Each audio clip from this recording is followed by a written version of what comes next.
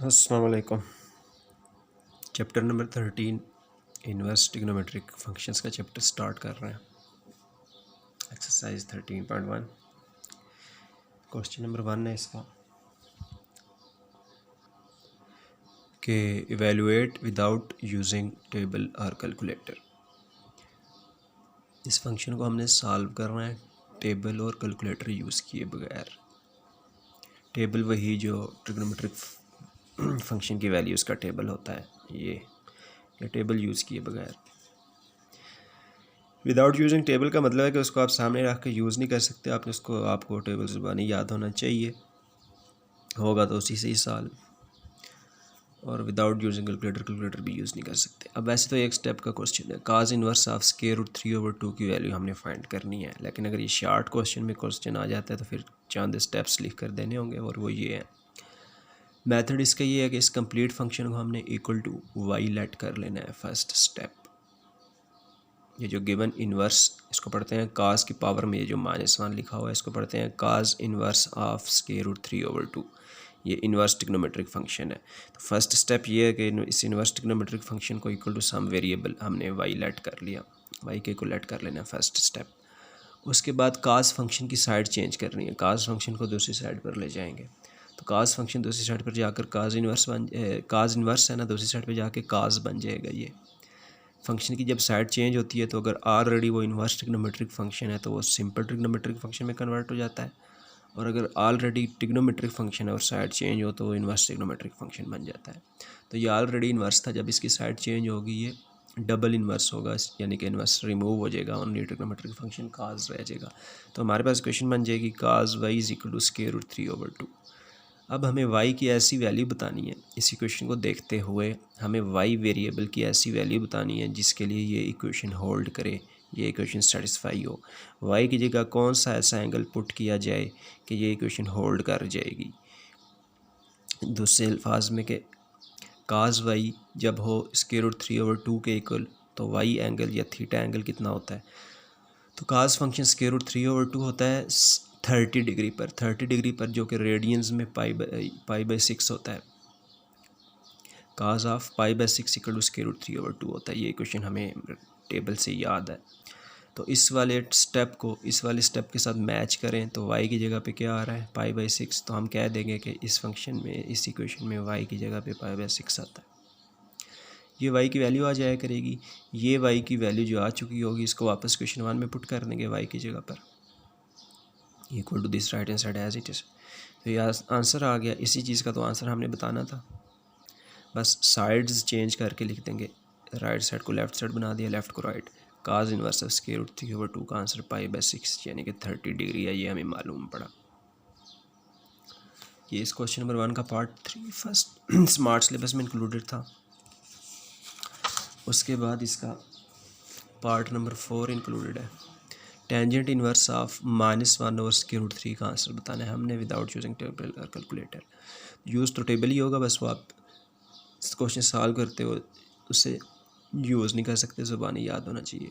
Method वही है जो फर्स्ट क्वेश्चन में था। इस कंप्लीट इनवर्स ट्रिग्नोमेट्रिक फंक्शन को इक्वल टू वाई लेट कर लेंगे। टेंजेंट इनवर्स फंक्शन जो है, ये जो एक इनवर्स ट्रिग्नोमेट्रिक फंक्शन है, इसकी साइड चेंज करके से दूसरी साइड पे ले जाएंगे। ये दूसरी साइड पे जाके सिंपल टेंजेंट बन जाएगा। Tangent y equal to -1/√3। अब माइनस को कुछ टाइम के लिए इग्नोर करना है। सिंपल ये याद करना है कि टेंजेंट वाई कितने एंगल पे 1/√3 होता है। माइनस को कुछ टाइम के लिए इग्नोर करना है।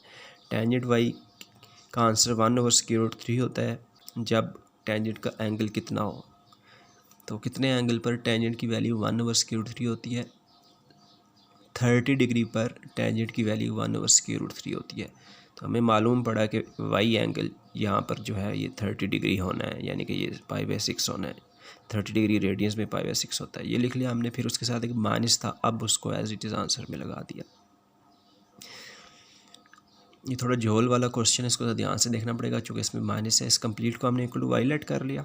उसके बाद इस इन्वर्स फंक्शन की साइड चेंज करके दूसरी साइड पे ले गए, टेंजेंट वाई बन गया इक्वल टू -1/√3। हमें अब y की वैल्यू बतानी है।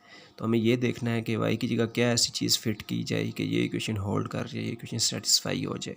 तो उसका मतलब ये है कि कितने एंगल पर टेंजेंट की वैल्यू 1/√3 होती है। माइनस को कुछ टाइम के लिए इग्नोर करेंगे। तो टेंजेंट की वैल्यू 1/√3 होती है 30 डिग्री पर। तो इस y की जगह पे एंगल 30 डिग्री आना चाहिए, 30 डिग्री, जो कि रेडियंस में π/6 होता है, यानी कि y = π/6 होना चाहिए। ये हमने लिख लिया है। फिर 1/√3 के साथ माइनस भी था, तो माइनस फाइनली इसके साथ डाल देंगे। तो ये y की वैल्यू मिल गई। ये जो y की वैल्यू फाइंड की जाती है, इसको वापस क्वेश्चन 1 में पुट करना है। चूँकि क्वेश्चन में y कोई नहीं है, ये हम बीच में हमने खुद से इंट्रोड्यूस किया, तो एंड में इसे रिमूव भी करना है। ये जो y की वैल्यू आ जाएगी, इसको वापस क्वेश्चन 1 में पुट किया करेंगे। ये पुट कर दिया, तो ये आंसर आ चुका है। बस साइड्स चेंज हुई हुई, हम इस चीज़ की वैल्यू फाइंड करने के लिए चले थे, तो इसकी वैल्यू इक्वल आ चुकी -π/6 के। तो साइड्स चेंज करके लिख दिया, this is the answer. Next part number 5 है काज इन्वर्स ऑफ 1/2 का आंसर बताना है। उसी तरीके से इस कंप्लीट को इक्वल टू y लेट कर लिया, काज को दूसरी साइड पे लेके काज इन्वर्स को दूसरी साइड पे ले गए, ये काज बन जाएगा काज y = 1/2, काज y = 1/2। तो काज फंक्शन का आंसर 1/2 होता है कितने एंगल पर, ये हमें याद करना है। तो काज का फंक्शन का आंसर 1/2 होता है 60 डिग्री पर, यानी कि π/3 पर। अब इस इक्वेशन को और इस इक्वेशन को मैच करें तो y की जगह पे क्या आ रहा है, π/3, यानी कि 60 डिग्री पर काज का आंसर 1/2 होता है। तो इस y की जगह पे 60 डिग्री होना चाहिए, यानी कि π/3 होना चाहिए, वो हमने बता दिया, y = π/3। फिर अगेन y की ये वैल्यू वापस इक्वेशन 1 में पुट करनी है, तो y = π/3 इस y की जगह पे पुट कर दिया, और साथ ही इस बार साइड्स चेंज करके लिख दी। काज इन्वर्स ऑफ 1/2 का आंसर बना π/3, y की जगह पर π/3 पुट कर दिया, this is the answer. Next इसका पार्ट नंबर 6 इंक्लूडेड है, टेंजेंट इन्वर्स ऑफ 1/√3 का आंसर बताना है। तो टेंजेंट इन्वर्स ऑफ 1/√3 का आंसर बताना, उसी तरीके से इसको y के इक्वल लेट कर लिया, इन्वर्स फंक्शन को दूसरी साइड पे लेके टेंजेंट y बन गया, टेंजेंट y = 1/√3 हो गया। अब अगेन हमें देखना है कि टेंजेंट फंक्शन का आंसर 1/√3 होता है कितने एंगल पर। तो टेंजेंट फंक्शन का आंसर 1/√3 होता है 30 डिग्री पर, 30 डिग्री पर, जो कि 30 डिग्री जो कि रेडियंस में π/6 होता है। तो इस y की जगह पर 30 डिग्री होना चाहिए, यानी कि π/6 होना चाहिए, ये हमने बता दिया, y = π/6। ये हमारा स्टेप आ चुका होता है। फिर हम ये देख रहे होते हैं कि टेंजेंट फंक्शन का आंसर 1/√3 होता है कितने एंगल पर। तो टेंजेंट फंक्शन का आंसर 1/√3 होता है 30 डिग्री पर। अब ज़रा इस इक्वेशन को और इस इक्वेशन को मैच करें तो y की जगह क्या आ रहा है, π/6। तो हमें मालूम पड़ा कि इस इक्वेशन में y की वैल्यू π/6 होनी है। तो ये y की वैल्यू फिर फाइनली वापस इक्वेशन 1 में पुट की जाती है, y = π/6 इक्वेशन 1 में पुट कर देंगे। तो और साथ ही साइड्स चेंज कर दिए, टेंजेंट इन्वर्स को लेफ्ट साइड पे लिख लिया और π/6 को राइट साइड पे लिख लिया। तो इसी चीज़ की हमने वैल्यू बतानी थी, इसकी वैल्यू बनी π/6, which is the answer. Next इसका इंक्लूडेड है स्मार्ट सिलेबस में part number 9, sine inverse of -1/√2 का आंसर बताना है हमने। उसी तरह से इस कंप्लीट को y के इक्वल लेट कर लिया, इक्वेशन को 1 का नंबर दे दिया। अब साइन इन्वर्स ट्रिग्नोमेट्रिक फंक्शन की फिर साइड चेंज की से दूसरी साइड पे ले गए, साइन y = -1/√2 बन गया।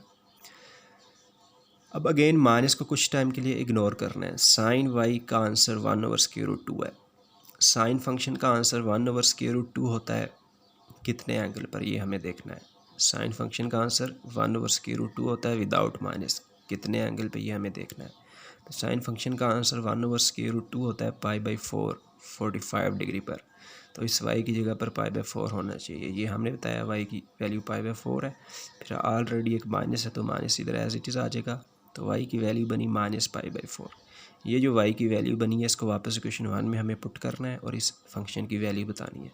तो ये वाला आंसर वापस हमने इक्वेशन 1 में पुट किया और साथ ही साइड्स चेंज करके लिख दी। साइन इन्वर्स ऑफ -1/√2 का आंसर बना -π/4।